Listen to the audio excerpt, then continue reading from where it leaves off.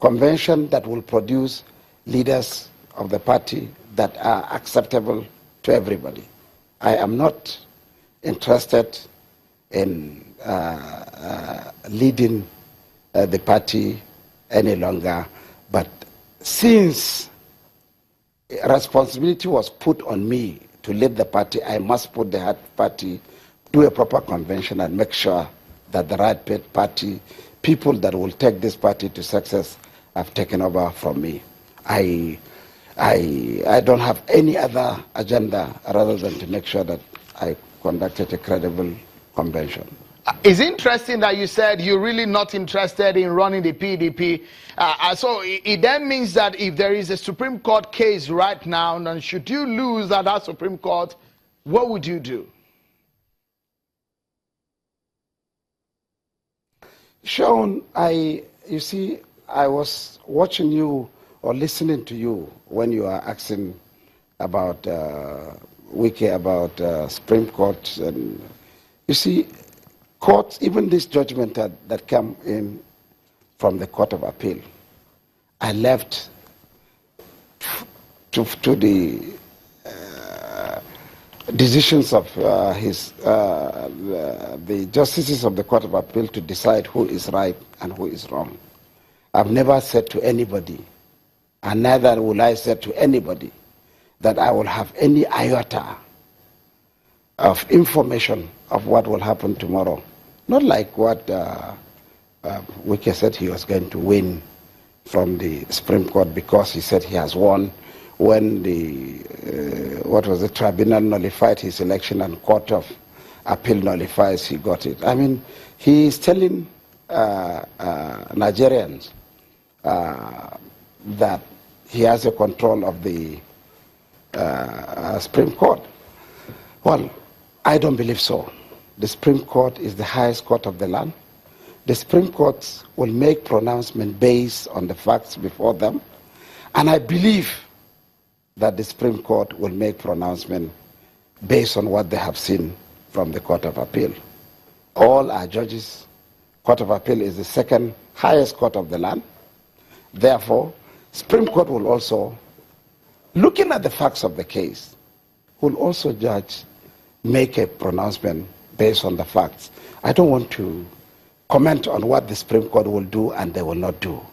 But I want to tell you that I am law-abiding citizen. Okay, Senator Sharif, we'll take a break now, and when we return, your concluding thoughts on the crisis rocking the party and some of the very interesting questions as regarding the former president, Goodluck Jonathan, and perhaps if you have spoken with him. That's next on the program.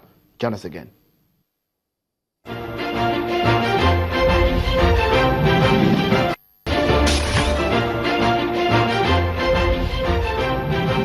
Thank you so much for staying with us, everyone. Our concluding conversation now with the national chairman of the PDP, Senator Alimodu Sharif. We've seen the consultations with the former president, Goodluck Jonathan, who remains perhaps the highest former office holder in the party as a former president, and the consultation that we've seen with some other leaders of the party.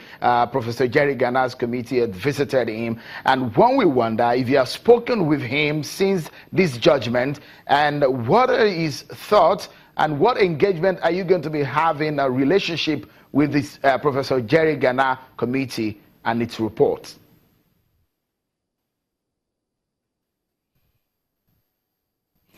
Well, Sean, I want to tell you that I've not spoken to President Jonathan yet.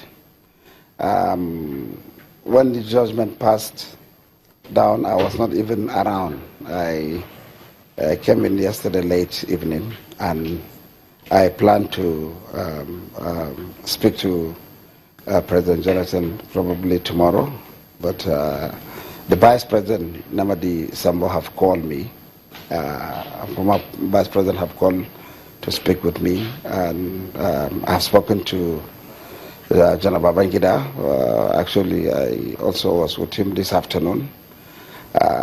I've spoken to a lot of the leaders with view of finding a lasting solutions to our party problems. So as I told you earlier, I'm on the consultation. When I finish the consultation, your medium will be among the first that I will call to make sure that I make a world press conference on the way forward and chart a course for the party. But Sean, I want to tell you that I am not afraid of any litigation. We have been on litigation. The justices of the Court of Appeal have made pronouncement, and by the grace of God, other justices will also look at the merit of the case and make their own pronouncement. But the consultations will continue. All right. Senator Ali Madu Sharif, National Chairman of the People's Democratic Party, thank you so much for your thoughts, and thank you for coming on the program. Many thanks.